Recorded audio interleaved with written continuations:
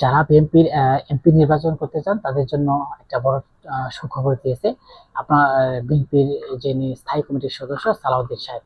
তিনি বলেছেন যে আসন ভিত্তিক বিএনপির যে প্রার্থীরা আছেন তারা অল্প দিনের মধ্যেই কয়েকদিনের মধ্যে একটা গ্রিন সিগন্যাল পেতে যাবেন। এবং আসলে কে গ্রিন সিগন্যাল পাবেন এবং তারেক রহমান বলেছেন যে কিছুদিনের ভিতরেই তারা কিন্তু গ্রিন সিগন্যাল পেয়ে যাবে এবং তাদের একক প্রার্থী হিসেবে তারা অলরেডি গ্রিন সিগন্যাল পেয়ে যাবে। এখন বিএনপির যে স্থায়ী কমিটির সদস্য সালাউদ্দিন সাহেব তিনি বলেছেন যে এমনও আসন আছে, বিএনপির এমনও আসন আছে যেখানে 10টা থেকে 15টা এমপি প্রার্থী আছে। 10 থেকে 15টা এমপি প্রার্থী আছে, তাদের মধ্যে কে যোগ্য এবং এদের মধ্যে অনেকেই ত্যাগী এবং অনেকেই দলের সময় দুঃসময়ে ছিলেন এবং তারা এমপি প্রার্থী হয়েছেন।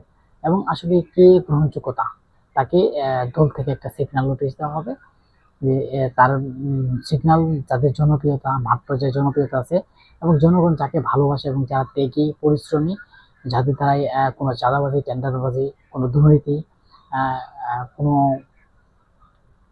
দুর্নীতিবাজ বা চাঁদাবাজির কোনো অভিযোগ নাই, তারাই কিন্তু এই আগামী দিনের যে বিএনপির টিকিট এবং বিএনপির যে গ্রিন সিগন্যাল পেতে যাচ্ছে।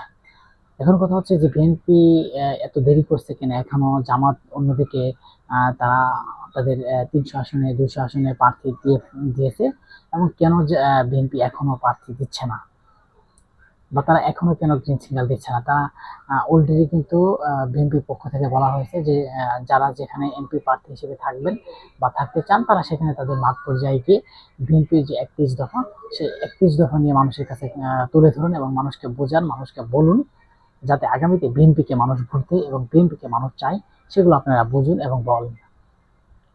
এমনটাই কিন্তু বলেছেন সালাউদ্দিন সাহেব। তিনি আরো বলেন যে তারেক রহমান কিছুদিনের ভিতরে দেশে আসবেন, দেশে আসে পরে আর বিএনপি থেকে তাদের একটা সমঝোতা হচ্ছে এবং যারা তাদের সাথে দলে আসবেন তাদের জন্য কিছু আসন ছেড়ে দেওয়া হবে এবং তাদের সাথেও আলোচনা চলছে এবং আলোচনা চলেই সব মিলিয়ে বিএনপি কিন্তু গ্রিন সিগন্যাল এবং আগামী নির্বাচনের জন্য গ্রিন সিগন্যাল মাঠ পর্যায়ে দিয়ে দিবে। এবং বিএনপি আসলে দেরি করার কারণটাই হচ্ছে মূল, বিএনপি একটা বড় রাজনৈতিক দল যেখানে আমরা আগেই বলেছি যে যেখানে তাদের একটা এমপি না শুধু 10-20টা এমপি প্রার্থী এক জায়গায় আছে, মানে এরকম তাদের সমর্থন আছে এবং তাদের জনপ্রিয়তা আছে এবং তারা সেখান থেকে উঠে আসতে পারবে।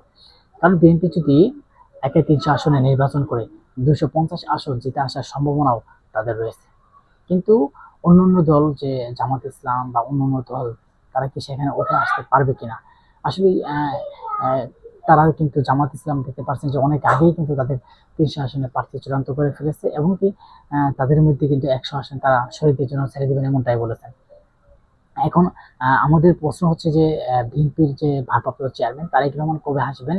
এটি কিন্তু মানুষের একটা আকাঙ্ক্ষা প্রতীক এবং তারেক রহমান দেশে আসার পরে যে একটা নেতৃত্ব দিবেন, যে নেতৃত্বে বিএনপির সঠিক প্রার্থী থাকবে।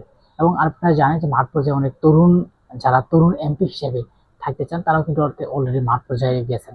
এখন কিন্তু মানুষ চায় যে তরুণদেরকে ভালোবাসতে এবং তরুণদেরকে সবসময় পাশে থাকতে।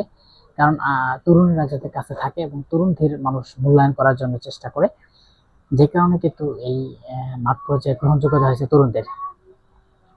কারণ আমরা জানতে পেরেছি যে এই যে বিএনপির যারা গ্রিন সিগন্যাল পেতে যাচ্ছে তাদের কিন্তু বিএনপির জন্য একটা বড় সুখবর এবং যারাই এবার এমপি প্রার্থী হিসেবে চূড়ান্ত হবে তারা কিন্তু আসলে ত্যাগী হতে হবে, তাদের পরিশ্রমী হতে হবে এবং তারা বিএনপির জন্য কি করেছে বা বিএনপি রাজনৈতিক দলের জন্য মানুষের কাছে কি করেছে এবং মানুষ তাদেরকে ভালোবাসে কিনা সব মিলিয়ে কিন্তু এই বিএনপির এই গ্রিন সিগন্যাল দেওয়া হবে। সবাইকে ধন্যবাদ।